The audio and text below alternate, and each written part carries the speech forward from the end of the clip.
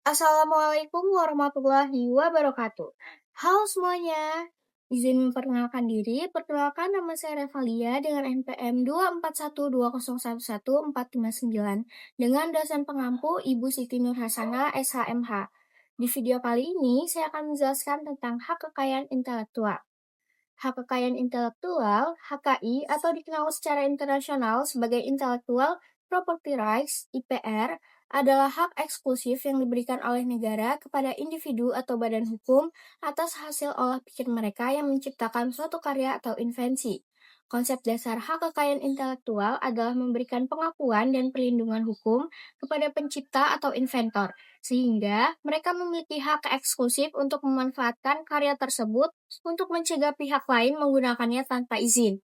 Hak kekayaan intelektual lahir didasarkan pada dua pertimbangan utama. Yang pertama, ada aspek keadilan atau natural rights, yaitu memberikan penghargaan yang layak kepada pencipta atau inventor atas ide, waktu, dan biaya yang telah mereka investasikan untuk menghasilkan karya. Yang kedua, ada aspek ekonomi dan sosial atau utilitarian, yaitu mendorong terciptanya inovasi dan kreativitas. Dengan adanya perlindungan hukum, pencipta merasa aman untuk berinvestasi dan menyebarluaskan karyanya yang pada akhirnya akan memajukan ekonomi, ilmu pengetahuan, dan kebudayaan suatu bangsa. Beberapa sumber hukum hak kekayaan intelektual di Indonesia yaitu yang pertama ada Undang-Undang Nomor 28 Tahun 2014 tentang Hak Cipta. Yang kedua, Undang-Undang Nomor 13 Tahun 2016 tentang Paten. Yang ketiga, ada Undang-Undang Nomor 20 Tahun 2016 tentang Merek dan Indikasi Geografis. Yang keempat, ada Undang-Undang Nomor 31 Tahun 2000 tentang Desain Industri. Hak kekayaan intelektual terbagi menjadi dua kategori utama dengan berbagai subbidang di dalamnya. Yang pertama ada hak cipta atau copyright, yaitu melindungi karya di bidang ilmu pengetahuan, seni, dan sastra, seperti buku, lagu, lukisan, program komputer, fotografi, dan film. Hak cipta menganut prinsip deklaratif atau otomatis timbul setelah diwujudkan. Yang kedua ada hak kekayaan industri atau industrial property rights, yaitu melindungi karya yang memiliki kaitan dengan dunia industri atau perdagangan, yang meliputi yang pertama ada paten, yaitu hak eksklusif atas invensi di bidang teknologi. Yang kedua ada merek, yaitu tanda yang digunakan untuk membedakan barang atau jasa yang diproduksi oleh suatu orang atau badan hukum dengan yang lain. Yang ketiga ada desain industri, yaitu kreasi tentang bentuk, konfigurasi atau komposisi garis, atau warna yang memiliki nilai estetika dan dapat dipakai untuk menghasilkan suatu produk industri. Yang keempat ada rahasia dagang, yaitu informasi yang tidak diketahui umum di bidang teknologi atau bisnis, mempunyai nilai ekonomi dan dirahasiakan oleh pemiliknya, misalnya resep rahasia. Yang kelima ada indikasi geografis, yaitu tanda yang menunjukkan asal suatu barang yang karena faktor geografis, yaitu alam, manusia, atau kombinasi keduanya, memberikan karakteristik tertentu pada barang tersebut, misalnya kopi gayo. Dalam konteks hak cipta, terdapat dua hak yang melekat pada pencipta.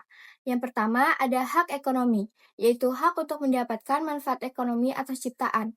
Hal ini mencakup hak untuk memperbanyak, mengumumkan, menyewakan, atau memberikan lisensi atas ciptaan. Hak ini dapat dialihkan.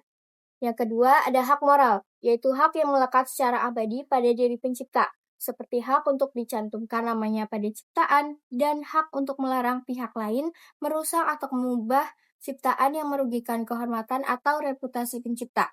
Hak ini tidak dapat dialihkan. Sistem perlindungan hak kekayaan intelektual dibedakan berdasarkan sifat haknya. Yang pertama ada prinsip konstitutif, seperti paten, merek, dan desain industri, yaitu hak eksklusif baru lahir setelah permohonan diajukan, diperiksa, dan secara resmi didaftarkan oleh negara.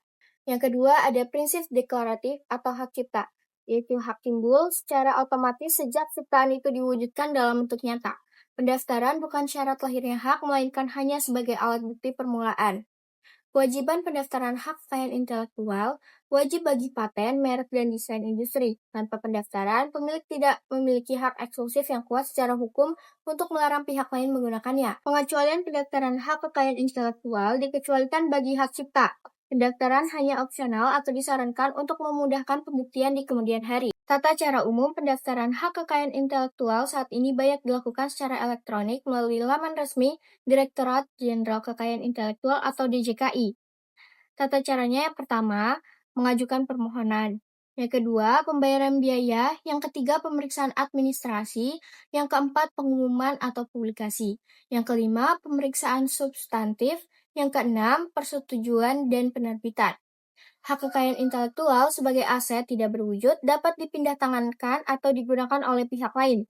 Yang pertama, pengalihan berdasarkan undang-undang. Hak atas hak kekayaan intelektual dapat dialihkan melalui pewarisan, hibah, wasiat, atau perjanjian tertulis jual beli tutup. Setelah dialihkan, kepemilikan hak eksklusif sepenuhnya beralih ke pihak baru. Yang kedua, peralihan berdasarkan lisensi. Lisensi adalah izin yang diberikan oleh pemilik hak kekayaan intelektual kepada pihak lain untuk menggunakan hak tersebut dengan syarat dan ketentuan tertentu, dan biasanya dalam jangka waktu yang terbatas. Melalui lisensi, kepemilikan hak kekayaan intelektual tetap berada pada pemilik awal, tetapi pihak lain diizinkan untuk menggunakannya, misalnya penggunaan merek dagang waralaba. Sekian penjelasan dari saya akhiri. Wassalamualaikum warahmatullahi wabarakatuh.